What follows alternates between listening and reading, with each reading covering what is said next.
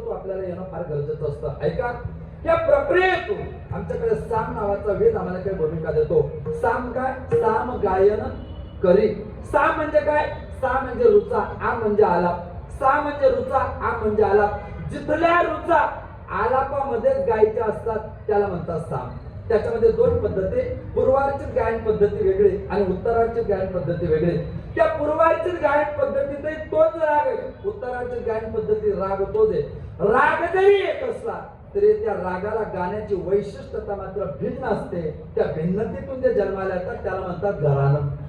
त्याला घराणे, मग किराणा घराणं, किर्लोस्कर घराणं, काय त्याचं त्याचं घराणं स्वतंत्र. त्या गायनाला आणि वादनाला पुन्हा तीन भूमिका सांगितल्या आहेत. जसं वाजवायचं असेल तर तीन भूमिका आहे. आगत धा, अनागत धा, प्रगत धा. आगत सा, अनागत सा, प्रगत सा.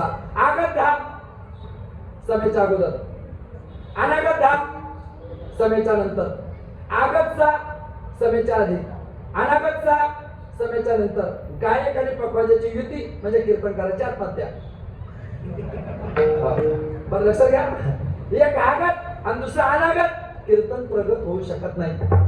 म्हणून हुशार कीर्तनकाराने दोघांमध्ये अंतर ठेवावं. गायक भेटले की पखवाजाच्या विरोधात बोलावं, पखवाजे भेटले की गायकाच्या विरोधात बोलावं, कीर्तन यशस्वी होतं. माझा अनुभव. आगत आणि अनागत ह्याच्या पलीकडे जो असतो तो प्रगत समेवरच प्रवास होतो. ती प्रगत प्रक्रिया. त्याच्यात एकल गायन पद्धती वेगळे, ध्वन्यार्थ गायन पद्धती वेगळे, सामुदायिक गायन पद्धती वेगळे, ध्वन्य